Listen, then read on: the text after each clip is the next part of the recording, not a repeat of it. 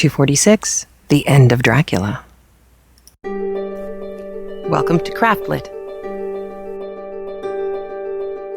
the podcast for crafters who love books. My name is Heather Ordover, and I'm podcasting from the shores of the Potomac in Virginia, the Old Dominion.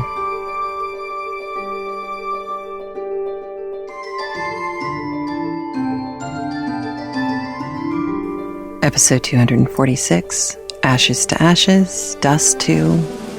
This week's episode is brought to you by Knit Circus, the e-newsletter that can arrive in your mailbox delivering 3 rings of knitting, sewing, and fun. You can sign up at www.knitcircus.com. Also, Cool for Cats, the new novel by Andrew C. Ordover. You can get it at amazon.com or find out more from the link in the show notes. And you can find out all about the various ways to listen to CraftLit by visiting craftlit.com and looking at the links in the sidebar of the show notes. Hello and welcome to Allergy Central. Yes, everything is kind of starting to bloom here, even though it's not even the middle of March, not even the Ides of March. But bloom it must, because it's been very warm. So I'm a little drippy, but we won't let that worry you. Here's cool stuff. I have a bunch of things that I've been saving for you. So I'm going to systematically announce things to you before we get on with, the end of Dracula.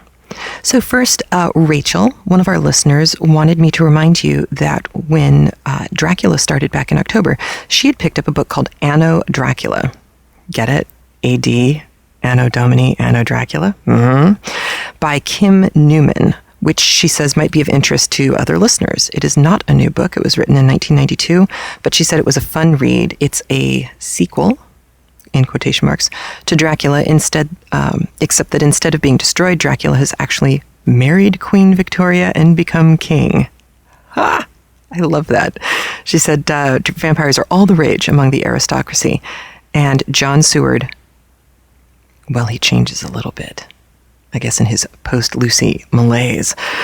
So, it might be worth a fun read. It sounds like fun, the reimagining of history and putting kind of these crazy angles on them. I really enjoy books like that. So thank you to Rachel for that little tidbit. Also, Julie from over at Forgotten Classics and the Happy Catholic blog. A couple of weeks ago, she shared with me a webpage, a podcast show notes page for a podcast called Flicks the Church Forgot. This is a fascinating podcast, and I listened pretty much back to back as I was kind of puttering around and cleaning the office up. This guy's a minister in England, and he is fascinating. He doesn't sound like what I expected him to sound like at all, but he goes into detail discussing movies. Just movies. And he did a 3-part series on vampire movies, which I found fascinating. And, because it is a podcast, it is kind of unique. And one of the things that he does is after he discusses the movies, not in every episode of the vampire ones, but eventually he does start talking about the kind of moral connotations and conundrums that are created by these films. And he clearly loves the horror genre. Now, I will tell you that if you are squeamish about horror, he does do some descriptions that are pretty descriptive. But I get freaked out by horror. As you know, if you've listened for a long time, I freaked myself out by just recording Turn of the Screw podcasts at night. So I was able to listen to his stuff without any ill effects. But he also had a podcast series immediately before the Dracula ones. And I'll put a link in the show notes so you can go and see the Dracula ones and then find your way from there. But he has a series which I am going to go back and listen to the next time I have to clean the office, which will be soon. And it was on just the flat out wrongness of harming children in movies. And all I did was read the little descriptive blurb, but I'll tell you, especially since having children myself, I was pretty tough kind of going through theater and film school, you know the movie tricks, you know how they do the squibs, you know how they do the blood, you know how they do all the special effects. So watching those things, I was usually fairly detached and able to kind of process it on a level of technical achievement. Like when I went and saw RoboCop and Total Recall, high body count movies, I had the reaction that they wanted you to have. You're upset about RoboCop and what happens to him and the injustice of it all. But I wasn't horrified by the amount of blood. Instead, for me, it was the number of squibs that they had to use to make all the explosions and how much that really must have hurt his chest when they had all of those things going off in his bulletproof vest. Because squibs, they may not be actually exploding holes into you, and you do have a protective undershirt on, but squibs are little explosive charges that are rigged to wires, and they have a little blood pack, a fake blood pack, which is usually, no joke, red food coloring, Hershey's syrup, and vodka. Because the vodka, it doesn't freeze and it stays liquid, and and it's Hollywood, so it's vodka. And, they mix that up and they put it in these little plastic blood packs. And then when the explosion goes off, it bursts the blood pack. They have pre-razor bladed the fabric to be weak. It's not ripped. It's just weakened. And then you get the explosion when the director says roll and an electrician, special effects guy, hits the button and the squib explodes. Well, it's still exploding on your body. You do get bruised.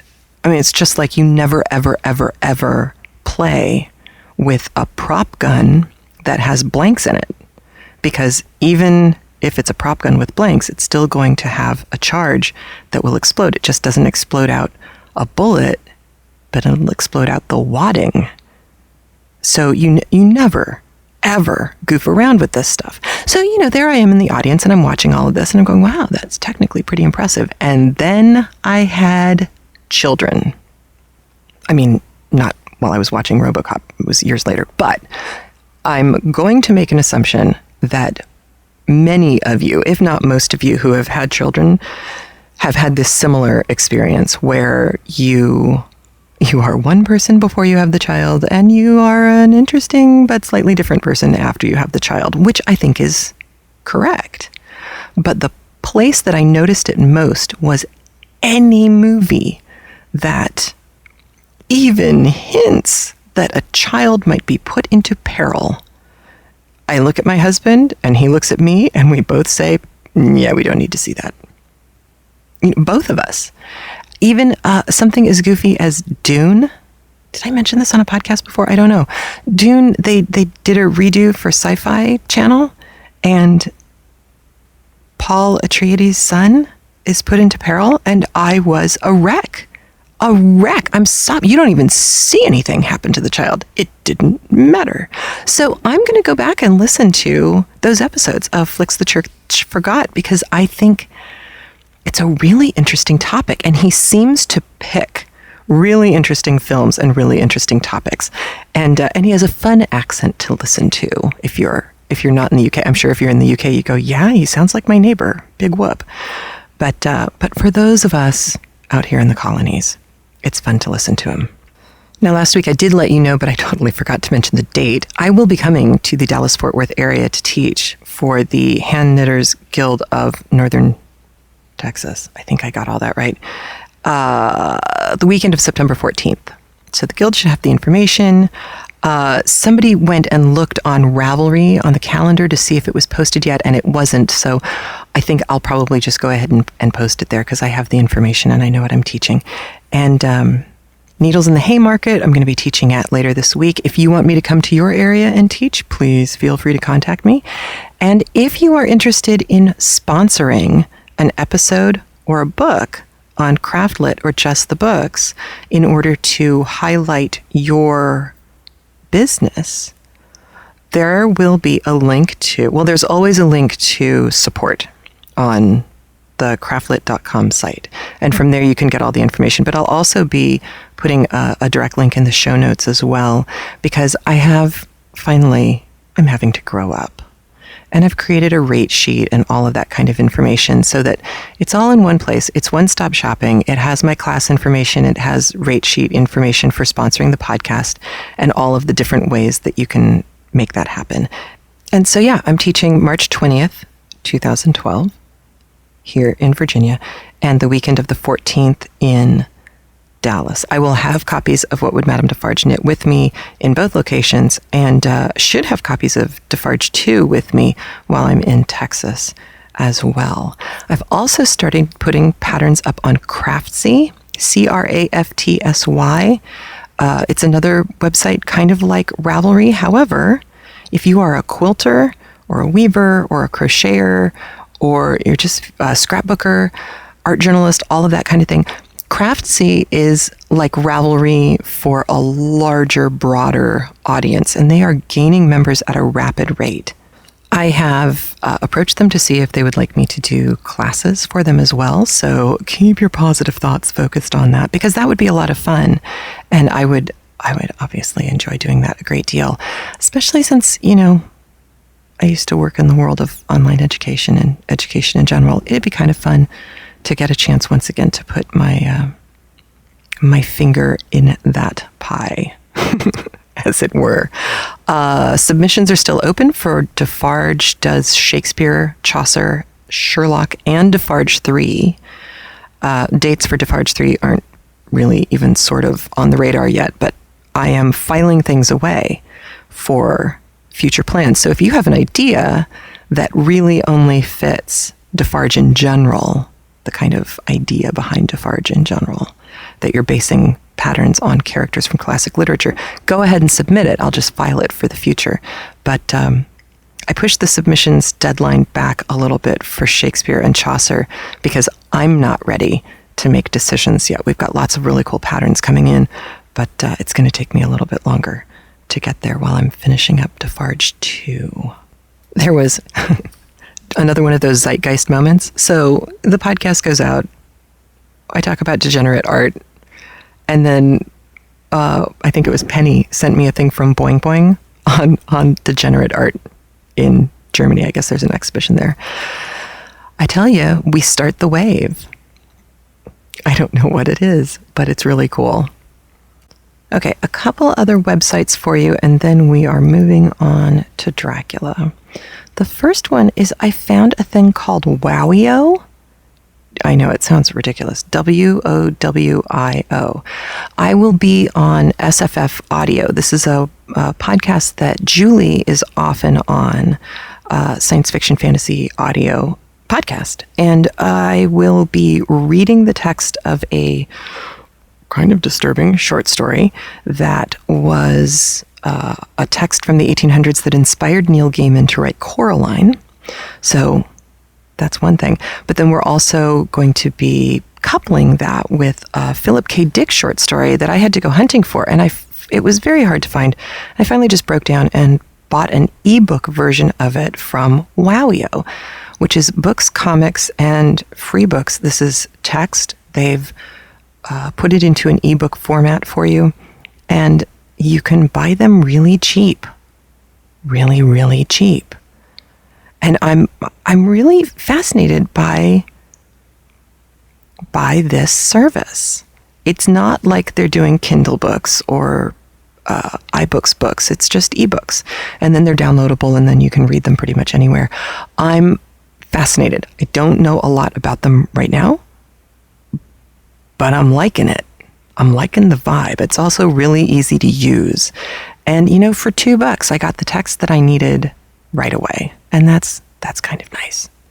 And then as our lead in to Dracula, Lynette on Ravelry sent me a very interesting message, which I wanted to read to you. She said, I just had to comment on your discussion of the criminal type, and I got the sense, as I often do listening to you, that you were a little bit confident of how far we've come from the Victorian era point of view. And I wrote back and said, uh-oh, was I sounding too positive about us? I didn't mean to.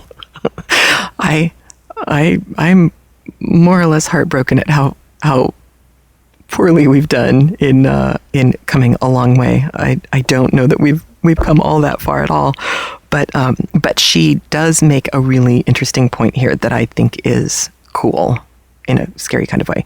She said, as is often the case, I think the situation's a little bit more complicated than it first appears to be. The idea of the, quote, criminal type is not too far different from the modern view of psychopathy or psychopathy.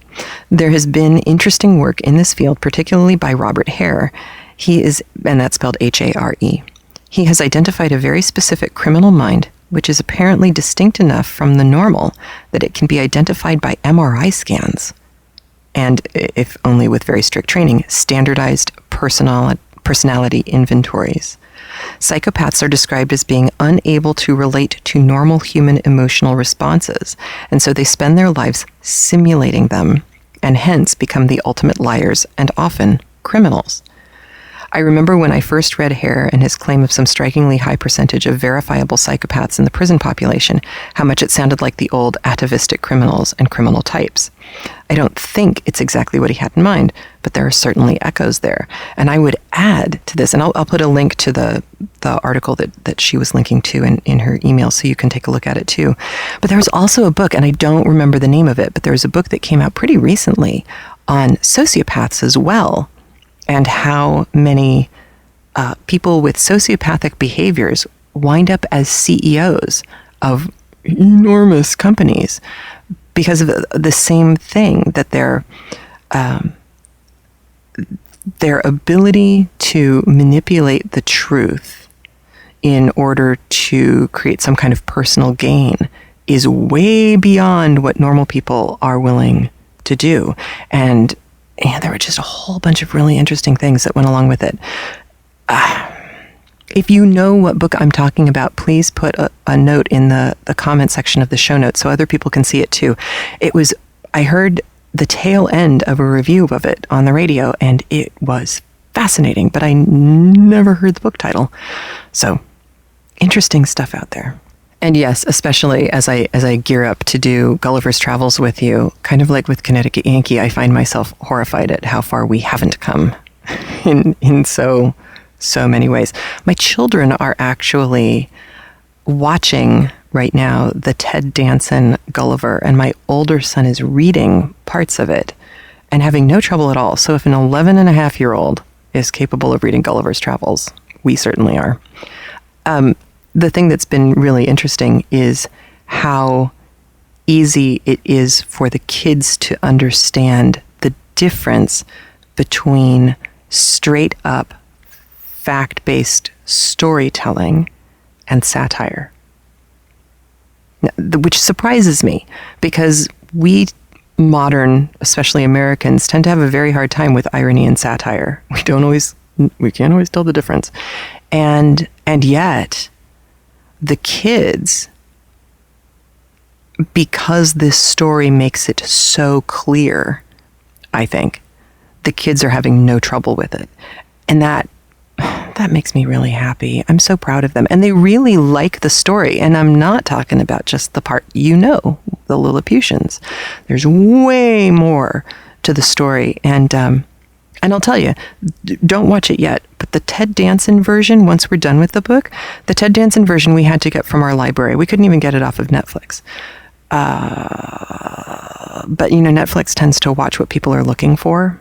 So perhaps it'll pop up. But we rented it from the library, and it's really quite good. They had to manipulate the storytelling structure to get it to make sense for a elongated miniseries kind of thing. But it works. And I'm not unhappy with the changes that they had to make, because I think most of Swift's points are still being carried. And that's really the important part. But not as important as the end of Dracula. Oh, and that's the last time we're going to hear the little wolfie. I've got stuff coming for Gulliver, though, but there aren't any wolves. That would just be a little bit odd. Well, today's chapter, the final chapter of Dracula, puts us right back where we started.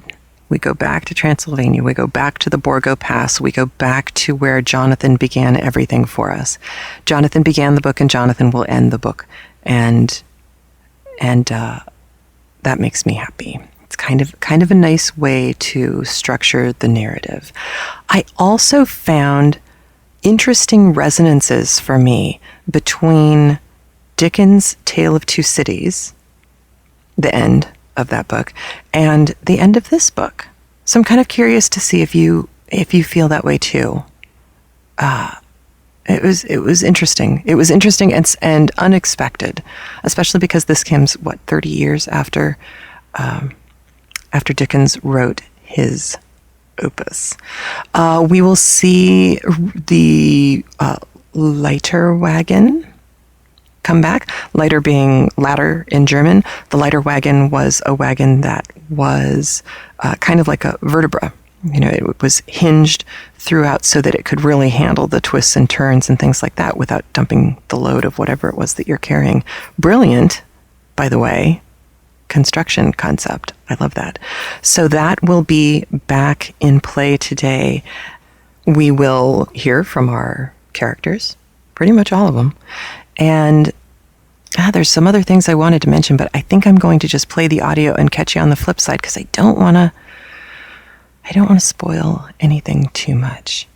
So I think, as long as you're okay with it, we'll go on and play the final chapter of Dracula by Bram Stoker. 1st November. All day long we have travelled, and at a good speed. The horses seem to know that they are being kindly treated, for they go willingly their full stage at best speed. We have now had so many changes, and find the same thing so constantly, that we are encouraged to think that the journey will be an easy one. Dr. Van Helsing is laconic. He tells the farmers that he is hurrying to Bistritz, and pays them well to make the exchange of horses. We get hot soup, or coffee, or tea, and off we go. It is a lovely country, full of beauties of all imaginable kinds, and the people are brave and strong and simple, and seem full of nice qualities. They are very, very superstitious. In the first house where we stopped, when the woman who served us saw the scar on my forehead, she crossed herself and put out 2 fingers towards me to keep off the evil eye. I believe they went to the trouble of putting an extra amount of garlic into our food, and I can't abide garlic. Ever since then I have taken care not to take off my hat or veil, and so have escaped their suspicions. We are travelling fast, and as we have no driver with us to carry tales, we go ahead of scandal. But I dare say that fear of the evil eye will follow hard behind us all the way. The Professor seems tireless. All day he would not take any rest, though he made me sleep for a long spell. At sunset time he hypnotized me, and he says I answered as usual, darkness, lapping water, and creaking wood. So our enemy is still on the river. I am afraid to think of Jonathan, but somehow I have now no fear for him or for myself. I write this whilst we wait in a farmhouse for the horses to be ready. Dr. Van Helsing is sleeping. Poor dear, he looks very tired and old and grey, but his mouth is set as firmly as a conqueror's. Even in his sleep he is intense with resolution. When we have well started, I must make him rest whilst I drive. I shall tell him that we have days before us, and he must not break down when most of all his strength will be needed. All is ready. We are off shortly. 2nd November, morning. I was successful, and we took turns driving all night. Now the day is on us, bright though cold. There is a strange heaviness in the air. I say heaviness for want of a better word. I mean that it oppresses us both. It is very cold, and only our warm furs keep us comfortable. At dawn, Van Helsing hypnotized me. He says I answered, darkness, creaking wood, and roaring water. So the river is changing as they ascend. I do hope that my darling will not run any chance of danger more than need be, but we are in God's hands. 2nd November, night. All day long driving. The country gets wilder as we go, and the great spurs of the Carpathians, which at Veresti seemed so far from us and so low on the horizon, now seem to gather round us and tower in front. We both seem in good spirits. I think we make an effort each to cheer the other. In the doing so we cheer ourselves. Dr. Van Helsing says that by morning we shall reach the Borgo Pass. The houses are very few here now, and the Professor says that the last horse we got will have to go on with us, as we may not be able to change. He got 2 in addition to the 2 we changed, so that now we have a rude 4 in hand. The dear horses are patient and good, and they give us no trouble. We are not worried with other travellers, and so even I can drive. We shall get to the pass in daylight. We do not want to arrive before. So we take it easy, and have each a long rest in turn. Oh, what will tomorrow bring to us? We go to seek the place where my poor darling suffered so much. God grant that we may be guided aright, and that he will deign to watch over my husband and those dear to us both, and who are in such deadly peril. As for me, I am not worthy in his sight. Alas, I am unclean to his eyes, and shall be until he may deign to let me stand forth in his sight as one of those who have not incurred his wrath. Memorandum by Abraham van Helsing, November 4th. This to my old and true friend John Seward, Doctor of Medicine of Purfleet, London, in case I may not see him, and may explain. It is morning, and I write by a fire which all the night I have kept alive, Madam Mina aiding me. It is cold, cold, so cold that the grey, heavy sky is full of snow, which when it falls will settle for all winter, as the ground is hardening to receive it. It seems to have affected Madam Mina. She has been so heavy of head all day that she was not like herself. She sleeps and sleeps and sleeps. She who is usually so alert have done literally nothing all the day. She even have lost her appetite. She make no entry into her little diary. She who writes so faithful at every pause. Something whispered to me that all is not well. However, tonight she is more vive. Her long sleep all day have refreshed and restored her, for now she is all sweet and bright as ever. At sunset I tried to hypnotize her, but alas, with no effect. The power has grown less and less with each day, and tonight it failed me altogether. Well, God's will be done, whatever it may be, and whithersoever it may lead. Now to the historical, for as Madam Mina write not in her stenography, I must, in my crumbrous old fashion, that so each day of us may not go unrecorded. We got to the Borgo Pass just after sunrise yesterday morning. When I saw the signs of the dawn, I got ready for hypnotism. We stopped our carriage and got down so that there might be no disturbance. I made a couch with furs, and Madam Mina, lying down, yield herself as usual, but more slow and more short time than ever, to the hypnotic sleep. As before came the answer, darkness and the swirling of water. Then she woke, bright and radiant, and we go on our way and soon reach the pass. At this time and place she become all on fire with zeal.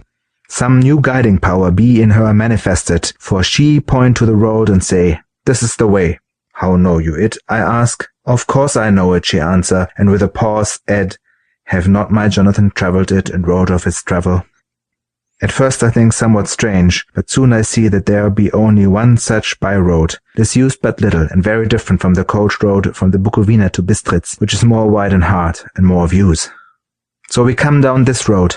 When we meet other ways, not always were we sure that they were roads at all, for they be neglect, and light snow have fallen. The horses know, and they only. I give rein to them, and they go on so patient. By and by we find all the things which Jonathan have note in that wonderful diary of him. And then we go on for long, long hours and hours. At the first I tell Madam Mina to sleep. She try and she succeed. She sleep all the time, till at the last I feel myself too suspicious grow, and attempt to wake her. But she sleep on, and I may not wake her though I try. I do not wish to try hard, lest I harm her, for I know that she have suffered much, and sleep at times be all in all to her. I think I drowse myself, for all of sudden I feel guilt, as though I have done something. I find myself bolt up with the reins in my hand, and the good horses go along, jog, jog, just as ever. I look down and find Madam Mina still asleep. It is now not far off sunset time, and over the snow the light of the sun flow in big yellow flood, so that we throw great long shadow on where the mountain rise so steep. For we are going up, and all is oh so wild and rocky, as though it were the end of the world. Then I arouse Madam Mina. This time she wake with not much trouble, and then I try to put her to hypnotic sleep. But she sleep not, being as though I were not. Still I try, and till all at once I find her and myself in dark. So I look round, and find that the sun have gone down. Madam Mina laugh, and I turn and look at her. She is now quite awake, and looks so well as I never saw her since that night at Carfax when we first entered the Count's house. I am amazed, and not at ease then. But she is so bright and tender and thoughtful for me, and I forget all fear. I light a fire, for we have brought supply of wood with us, and she prepare food while I undo the horses and set them tethered in shelter to feed. Then, when I return to the fire, she have my supper ready. I go to help her, but she smile and tell me that she have eat already, that she was so hungry that she would not wait. I like it not, and I have grave doubts, but I fear to affright her, and so I am silent of it. She help me, and I eat alone, and then we wrap in fur and lie beside the fire, and I tell her to sleep while I watch. But presently I forgot all of watching. When I suddenly remember that I watch, I find her lying quiet but awake and looking at me with so bright eyes. Once, twice, more the same occur, and I get much sleep till before morning. When I wake, I try to hypnotize her, but alas, though she shut her eyes obedient, she may not sleep. The sun rises up and up and up, and then sleep comes over her too late, but so heavy that she will not wake. I have to lift her up and place her sleeping in the carriage, when I have harnessed the horses and made all ready. Madam still sleep, and she look in her sleep more healthy and more redder than before, and I like it not, and I am afraid. I am afraid of all things, even to think I must go on my way.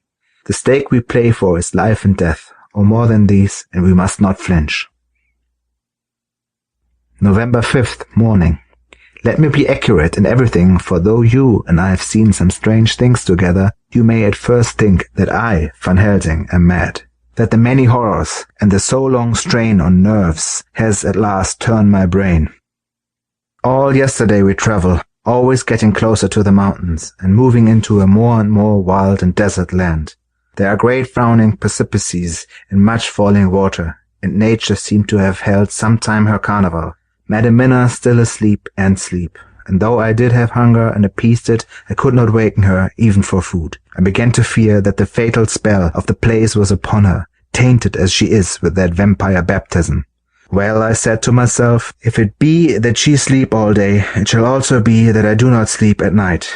As we travel on the rough road, for a road of an ancient and imperfect kind there was, I held down my head and slept. Again I awaked with a sense of guilt and of time past, and found Madam Mina still sleeping and the sun low down. But all was indeed changed. The frowning mountains seemed further away, and we were near the top of the steep rising hill, on summit of which was such a castle as Jonathan tell of in his diary. At once I exulted and feared, for now, the good or ill, the end was near. I woke Madam Mina and again tried to hypnotize her, but alas, unavailing till too late. Then, ere the great dark came upon us, for even after down sun, the heavens reflected the gone sun on the snow, and all was for a time in a great twilight. I took out the horses and fed them in what shelter I could. Then I make a fire, and near it I make Madam Mina, now awake and more charming than ever, sit comfortable amid her rugs. I got ready food, but she would not eat, simply saying that she had not hunger. I did not press her, knowing her unavailingness. But I myself eat, for I must need now be strong for all. Then, with a fear on me of what might be, I drew a ring, so big for her comfort, and round where Madam Mina sat. And over the ring I passed some of the wafer, and I broke it fine, so that all was well guarded. She sat still all the time, so still as one dead, and she grew whiter and even whiter, till the snow was not more pale. And no word she said. But when I drew near, she clung to me, and I could know that the poor soul shook her from head to feet with a tremor that was pain to feel. I said to her presently, when she had grown more quiet, "Will you not come over to the fire?" For I wished to make a test of what she could. She rose obedient, but when she had made a step she stopped, and stood as one stricken. "Why not go on?" I asked. She shook her head, and coming back, sat down in her place. Then, looking at me with open eyes, as of one waked from sleep, she said simply, "I cannot," and remained silent. I rejoiced, for I knew that what she could not, none of those that we dreaded could, though there might be the danger to her body, yet her soul was safe. Presently the horses began to scream, and tore at their tethers, till I came to them and quieted them. When they did feel my hands on them, they whined low as in joy, and licked at my hands and were quiet for a time.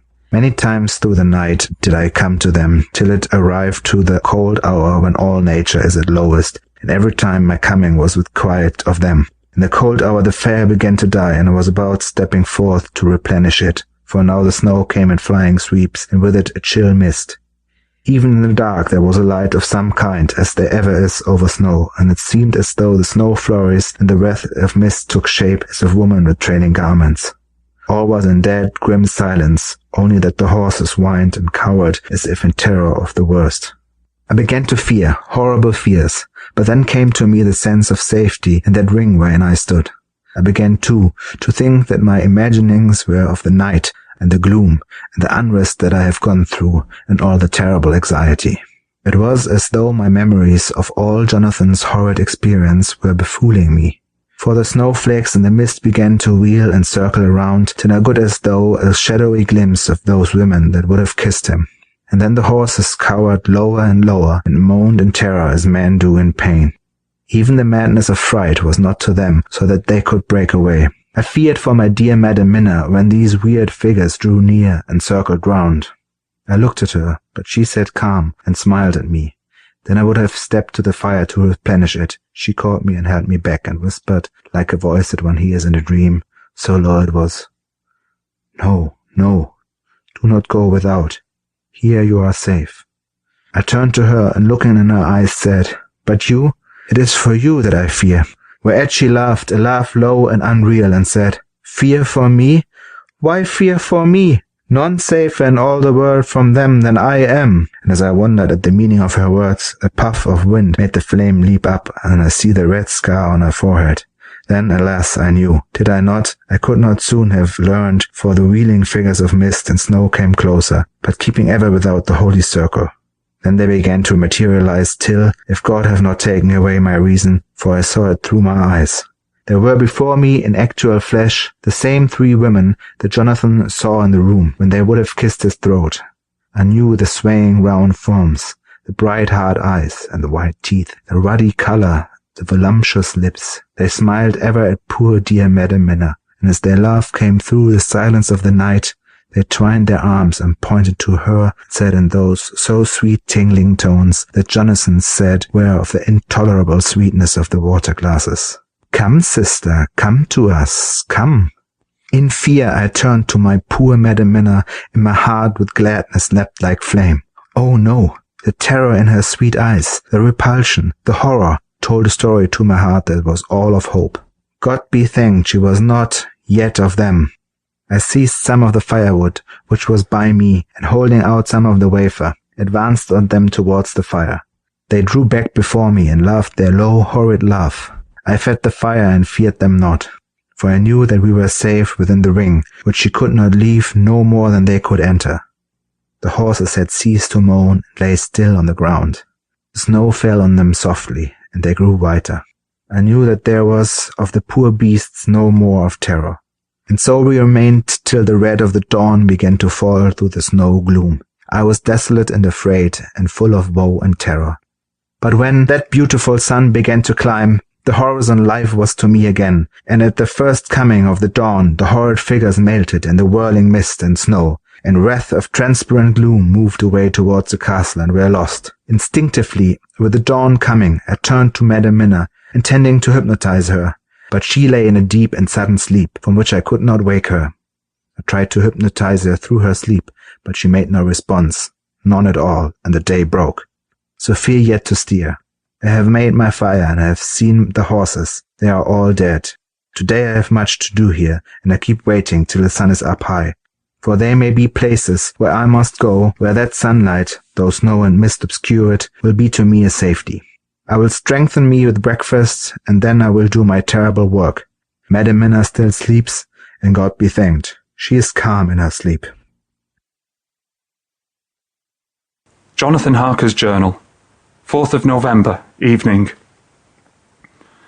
The accident to the launch has been a terrible thing for us. Only for it we should have overtaken the boat long ago, and by now my dear Mina would have been free. I fear to think of her, off on the wolds near that horrid place. We have got horses, and we follow on the track. I note this whilst Godalming is getting ready. We have our arms. The Zagazni must look out if they mean fight. Oh, if only Morris and Seward were with us. We must only hope. If I write no more, goodbye, Mina. God bless and keep you.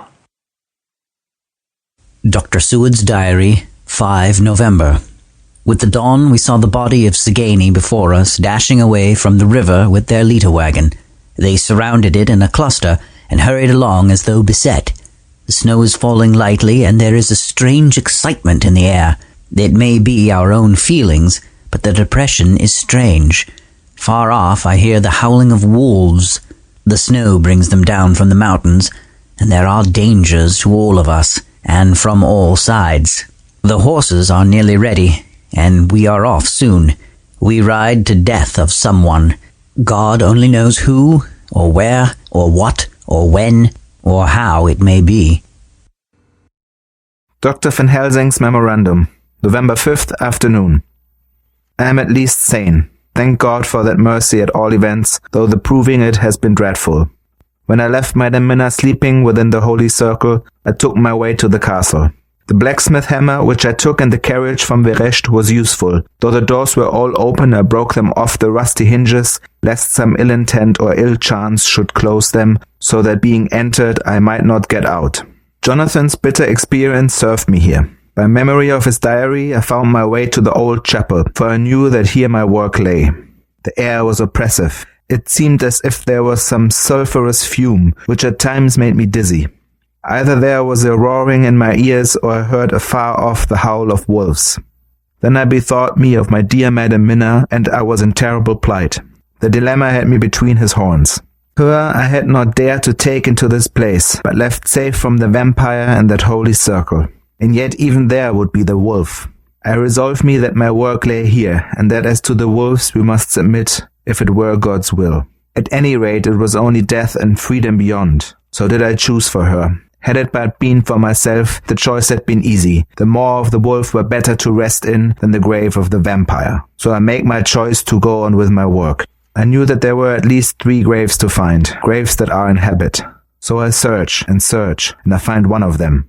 She lay in her vampire sleep, so full of life and voluptuous beauty that I shudder as though I have come to do murder. Ah, I doubt not that in the old time when such things were, many a man who set forth to do such a task as mine found at the last his heart fail him and then his nerve. So he delay and delay till the mere beauty and the fascination of the wanton undead have hypnotized him, and remain on till sunset come and the vampire sleep be over.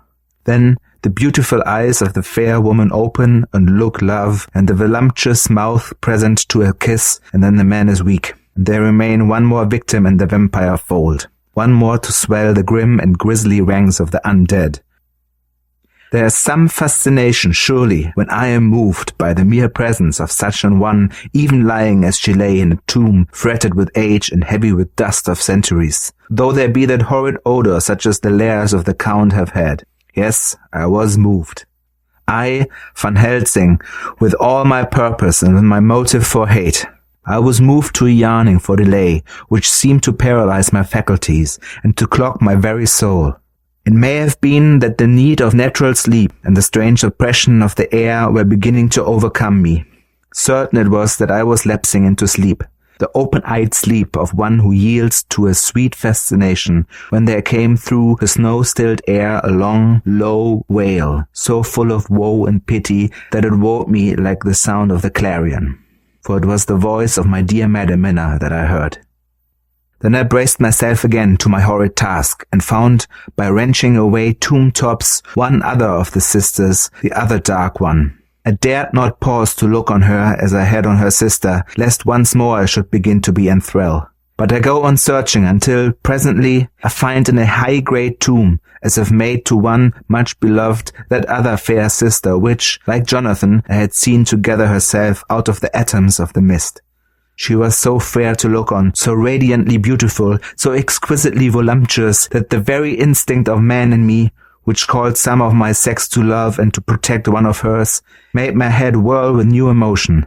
But God be thanked, that soul wail of my dear Madame Mina had not died out of my ears, and before the spell could be wrought further upon me, I had nerved myself to my wild work. By this time I had searched all the tombs in the chapel, so far as I could tell. And as there had been only 3 of these undead phantoms around us in the night, I took it that there were no more of active undead existent. There was one great tomb more lordly than all the rest. Huge it was and nobly proportioned. On it was but one word: Dracula. This, then, was the undead home of the king vampire to whom so many more were due. Its emptiness spoke eloquent to make certain what I knew.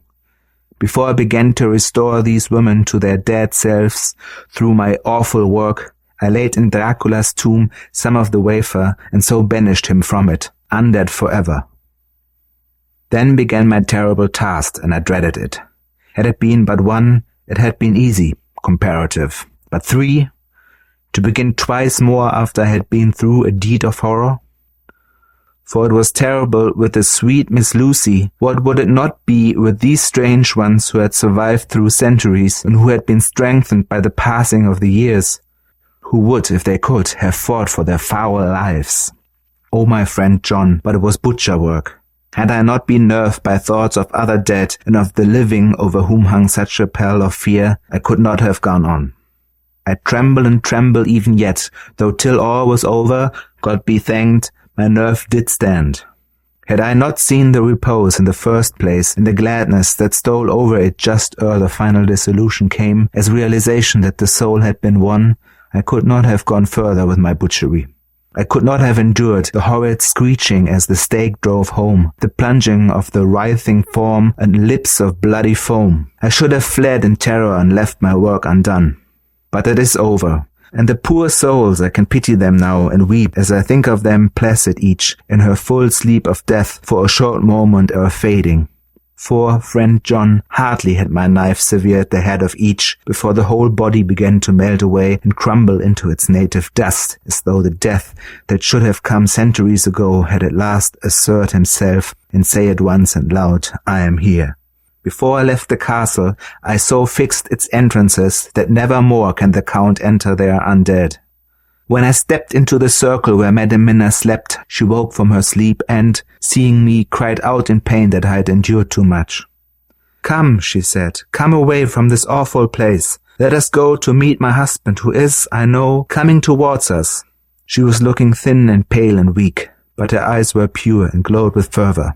I was glad to see her paleness and her illness, for my mind was full with the fresh horror of that ruddy vampire sleep. And so, with trust and hope, and yet full of fear, we go eastward to meet our friends and him, whom Madam Mina tell me that she know are coming to meet us.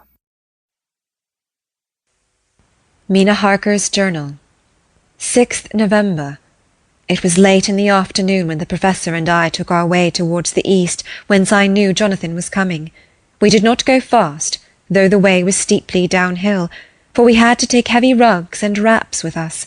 We dared not face the possibility of being left without warmth in the cold and the snow. We had to take some of our provisions, too, for we were in a perfect desolation, and so far as we could see through the snowfall, there was not even the sign of habitation. When we had gone about a mile, I was tired with the heavy walking and sat down to rest. Then we looked back, and saw where the clear line of Dracula's castle cut the sky. For we were so deep under the hill whereon it was set that the angle of perspective of the Carpathian mountains was far below it. We saw it in all its grandeur, perched 1,000 feet on the summit of a sheer precipice, and with seemingly a great gap between it and the steep of the adjacent mountain on any side. There was something wild and uncanny about the place. We could hear the distant howling of wolves. They were far off, but the sound, even though coming muffled through the deadening snowfall, was full of terror. I knew from the way Dr. Van Helsing was searching about that he was trying to seek some strategic point where we would be less exposed in case of attack. The rough roadway still led downwards. We could trace it through the drifted snow. In a little while the Professor signalled to me, so I got up and joined him. He had found a wonderful spot, a sort of natural hollow in a rock, with an entrance like a doorway between two boulders. He took me by the hand and drew me in. "See," he said, "here you will be in shelter, and if the wolves do come, I can meet them one by one." He brought in our furs, and made a snug nest for me, and got out some provisions and forced them upon me. But I could not eat. To even try to do so was repulsive to me, and much as I would have liked to please him, I could not bring myself to the attempt.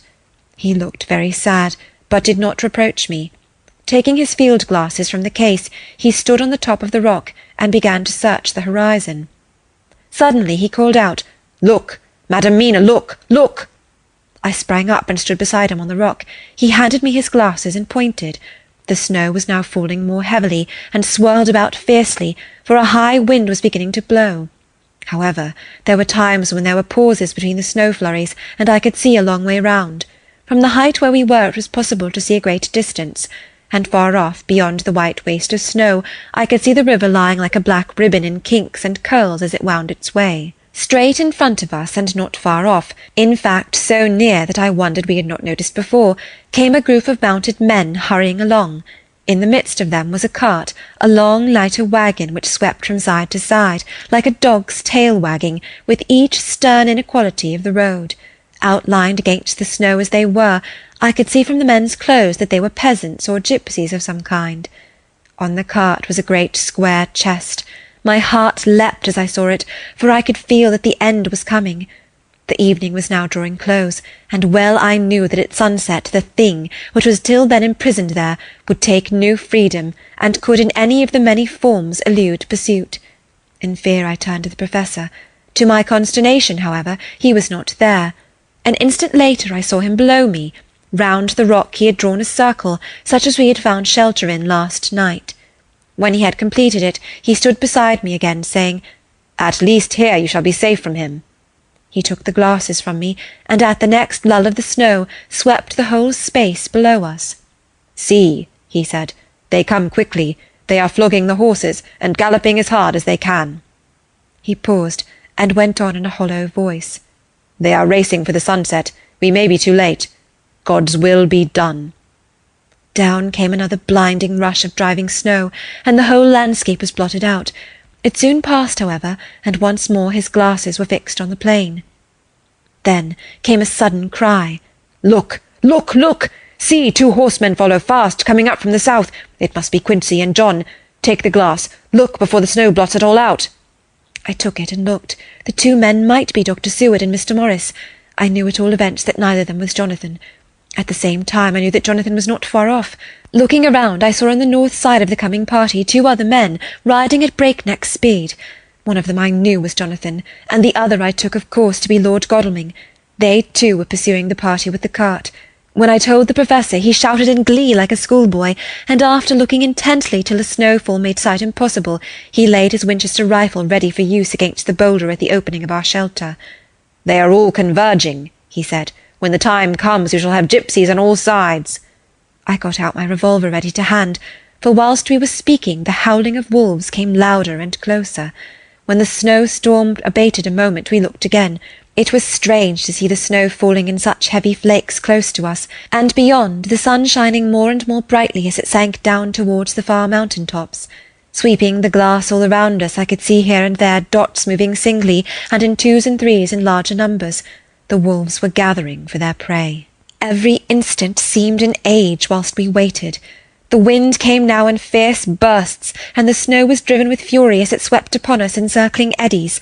At times we could not see an arm's length before us, but at others, as the hollow-sounding wind swept by us, it seemed to clear the air-space around us so that we could see afar off. We had of late been so accustomed to watch for sunrise and sunset that we knew with fair accuracy when it would be, and we knew that before long the sun would set. It was hard to believe that by our watches it was less than an hour that we waited in that rocky shelter before the various bodies began to converge close upon us. The wind came now with fiercer and more bitter sweeps, and more steadily from the north. It seemingly had driven the snow-clouds from us, for with only occasional bursts the snow fell. We could distinguish clearly the individuals of each party, the pursued and the pursuers.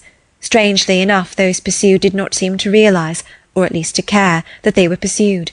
They seemed, however, to hasten with redoubled speed as the sun dropped lower and lower on the mountain-tops. Closer and closer they drew. The Professor and I crouched down behind our rock, and held our weapons ready. I could see that he was determined that they should not pass. One and all were quite unaware of our presence.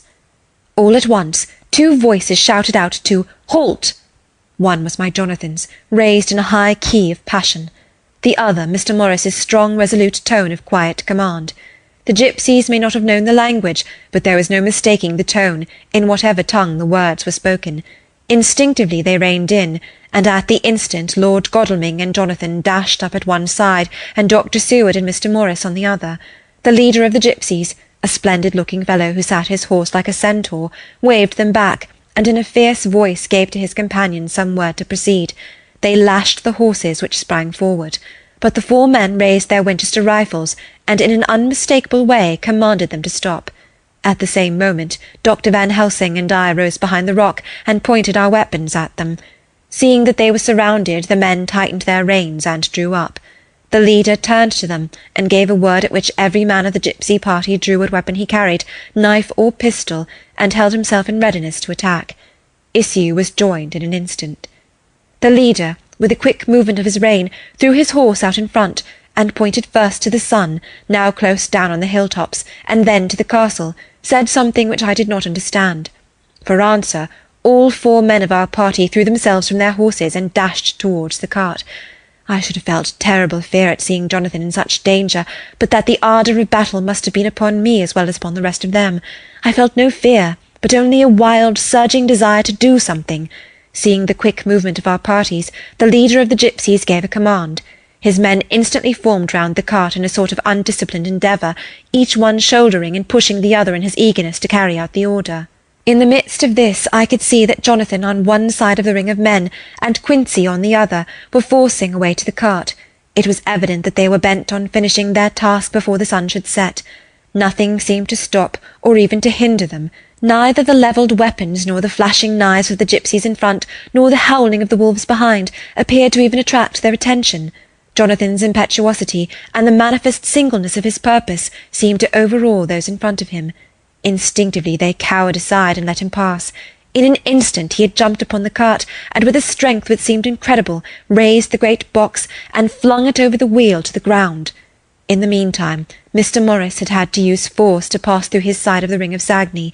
All the time I had been breathlessly watching Jonathan, I had, with the tail of my eye, seen him pressing desperately forward, and had seen the knives of the gipsies flash as he won a way through them, and they cut at him. He had parried with his great bowie knife, and at first I thought that he too had come through in safety, but as he sprang beside Jonathan, who had by now jumped from the cart, I could see that with his left hand he was clutching at his side, and that the blood was spurting through his fingers. He did not delay notwithstanding this, for as Jonathan with desperate energy attacked one end of the chest, attempting to prise off the lid with his great kukri knife, he attacked the other frantically with his bowie. Under the efforts of both men the lid began to yield, the nails drew with a screeching sound, and the top of the box was thrown back. By this time the gipsies, seeing themselves covered by the Winchesters, and at the mercy of Lord Godalming and Dr. Seward, had given in and made no further resistance. The sun was almost down on the mountain-tops, and the shadows of the whole group fell upon the snow. I saw the Count lying within the box upon the earth, some of which the rude falling from the cart had scattered over him. He was deathly pale, just like a waxen image, and the red eyes glared with the horrible vindictive look which I knew so well. As I looked, the eyes saw the sinking sun, and the look of hate in them turned to triumph. But on the instant came the sweep and flash of Jonathan's great knife. I shrieked as I saw it shear through the throat, whilst at the same moment Mr. Morris's bowie knife plunged into the heart. It was like a miracle, but before our very eyes, and almost in the drawing of a breath, the whole body crumbled into dust and passed from our sight. I shall be glad as long as I live that even in that moment of final dissolution there was in the face a look of peace, such as I never could have imagined might have rested there. The castle of Dracula now stood out against the red sky, and every stone of its broken battlements was articulated against the light of the setting sun. The gipsies, taking us as in some way the cause of the extraordinary disappearance of the dead man, turned without a word and rode away as if for their lives. Those who were unmounted jumped upon the lighter waggon and shouted to the horsemen not to desert them. The wolves, which had withdrawn to a safe distance, followed in their wake, leaving us alone. Mr. Morris, who had sunk to the ground, leaned on his elbow, holding his hand pressed to his side. The blood still gushed through his fingers. I flew to him, for the holy circle did not now keep me back, so did the two doctors. Jonathan knelt behind him, and the wounded man laid back his head on his shoulder. With a sigh he took, with a feeble effort, my hand in that of his own, which was unstained. He must have seen the anguish of my heart in his face, for he smiled at me and said, "I am only too happy to have been of service. Oh, God!" he cried suddenly, struggling to a sitting posture and pointing to me. "It was worth for this to die. Look! Look!" The sun was now right down upon the mountain top, and the red gleams fell upon my face, so that it was bathed in rosy light. With one impulse the men sank on their knees, and a deep and earnest "Amen" broke from all as their eyes followed the pointing of his finger. The dying man spoke. "Now God be thanked that all has not been in vain. See, the snow is not more stainless than her forehead. The curse has passed away." And, to our bitter grief, with a smile and in silence, he died, a gallant gentleman. Note: 7 years ago we all went through the flames, and the happiness of some of us since then is, we think, well worth the pain we endured. It is an added joy to Mina and to me that our boy's birthday is the same day as that on which Quincy Morris died. His mother holds, I know, the secret belief that some of our brave friend's spirit has passed into him. His bundle of names links all our little band of men together, but we call him Quincy. In the summer of this year we made a journey to Transylvania and went over the old ground which was, and is, to us, so full of vivid and terrible memories. It was almost impossible to believe that the things which we had seen with our own eyes and heard with our own ears were living truths. Every trace of all that had been was blotted out. The castle stood, as before, rearing high above a waste of desolation. When we got home we got to talking of the old time, which we could all look back on without despair, for Godalming and Seward are both happily married. I took the papers from the safe where they have been ever since our return so long ago.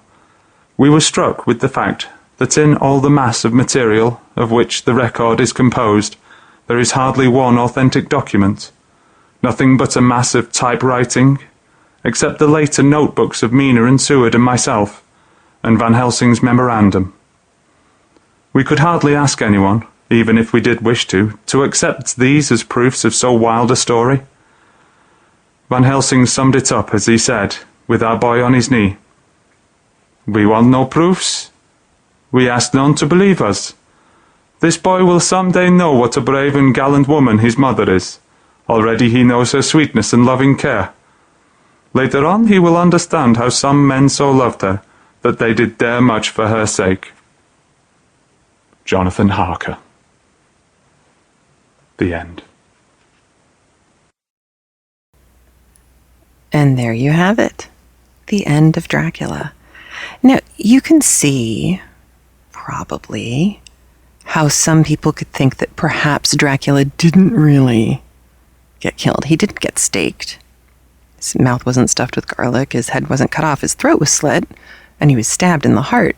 But when he fell into a pile of dust, a lot of people posit that that was just him transforming in a desperate attempt to save himself. If you want to believe that, you are certainly welcome to. Dracula, the rules that Dracula follows throughout the book seem to change and morph, and that's fine, I think. Bram Stoker was writing at a time when kind of unified mythology theory hadn't really taken hold in the literary world, and he was just trying to write a really good story, which I think he accomplished. I also think that, as many of us believed, that he was definitely on Mina's side. And just the fact that he allowed her to be part of the party that rode off to go find Dracula, I thought was significant for a woman of her time. Plus, she had her own revolver, and what I found fascinating was that Van Helsing's text described what appears to be struggles going on inside Mina, within herself. While she was clearly being affected by the vampire blood that was in her. Eventually she slept throughout the day and nobody could wake her up and stuff like that. That her narrative doesn't mention any of that. You also may have picked up on some things that seemed oddly phrased.